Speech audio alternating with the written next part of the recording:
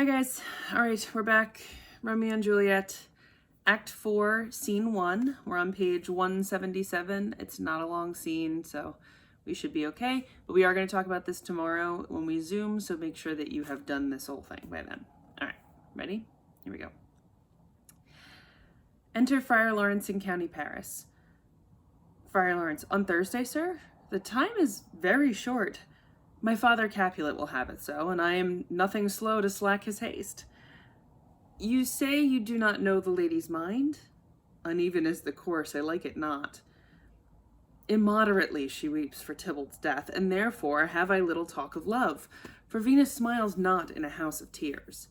Now, sir, her father counts it dangerous that she give her sorrow so much sway, and in his wisdom hastes our marriage to stop the inundation of her tears, which, too much minded by herself alone, may be put from her by society. Now, do you know the reason of this haste? Friar Lawrence, aside again, and aside is when the audience knows something that the rest of the people on stage don't. So he is talking directly to the audience and says, I knew not why it would be slowed. Look, sir, here comes the lady toward my cell. Enter Juliet. Happily met, my lady and my wife. That may be, sir, when I may be a wife. That may be, must be, love, on Thursday next. What must be, shall be. That's a certain text. Come you to make confession to this father? To answer that I should confess to you. Do not deny to him that you love me. I will confess to you that I love him. So will you, I am sure, that you love me. If I do so, it will be of more price, being spoke behind your back than to your face.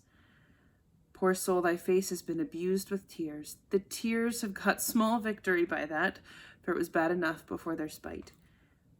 Thou wrongst it more with tears than with report. Thou wrongst it more than tears with that report. That is no slander, sir, which is the truth, and what I spake to my face. Thy face is mine, and thou hast slandered it. It may be so, for it is not mine own. Are you at leisure, holy father, now, or shall I come to you at evening mass? My leisure serves me, pensive daughter, now. My lord, we must entreat the time alone. God shield I should disturb devotion. Juliet, on Thursday early will I rouse you. Till then, adieu, and keep this holy kiss. He exits. Oh, shut the door, and when thou hast done so, come weep with me past hope, past care, past help. Oh, Juliet, I already know thy grief. It strains me past the compass of my wit. I hear thou must, and nothing may prorogue it, on Thursday next be married to this county. Tell me not, friar, that thou heardst of this, unless thou tell me how I may prevent it. If in thy wisdom thou canst give no help, do thou but call my resolution wise, and with this knife I'll help it presently. God joined my heart and Romeo's, thou our hands. And ere this hand, by thee to Romeo sealed, shall be labeled to another deed, or my heart with treacherous revolt turned to another, shall slay them both. This shall slay them both, the knife shall slay them both.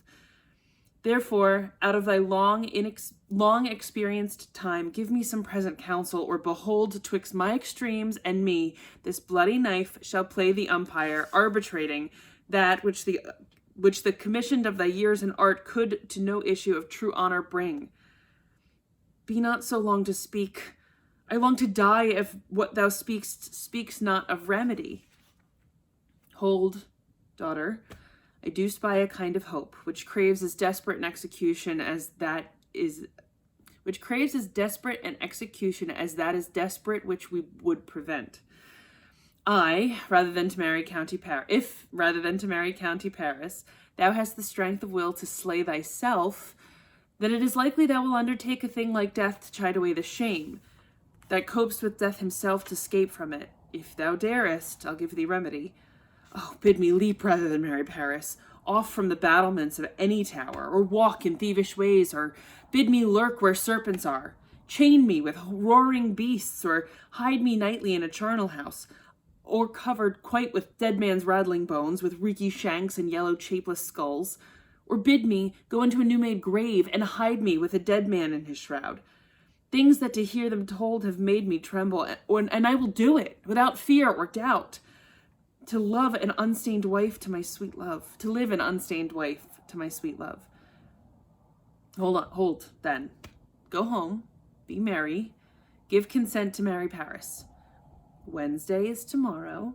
Tomorrow night, look that thou lie alone. Let not the nurse lie with thee in thy chamber, holding out a vial. Take thou this vial, being then in bed, and this distilled liquor drink thou off. When presently through all thy veins shall run a cold and drowsy humor, for no pulse shall keep his native progress but surcease.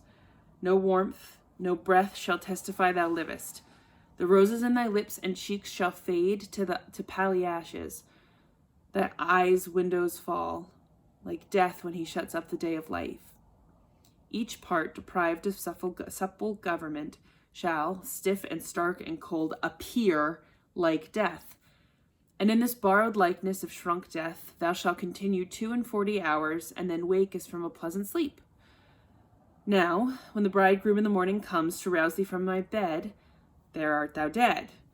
Then, as the matter of our county is, in thy best robes, uncovered in the byre, thou shalt be born of that same ancient vault where all the kindred of the Capulets lie.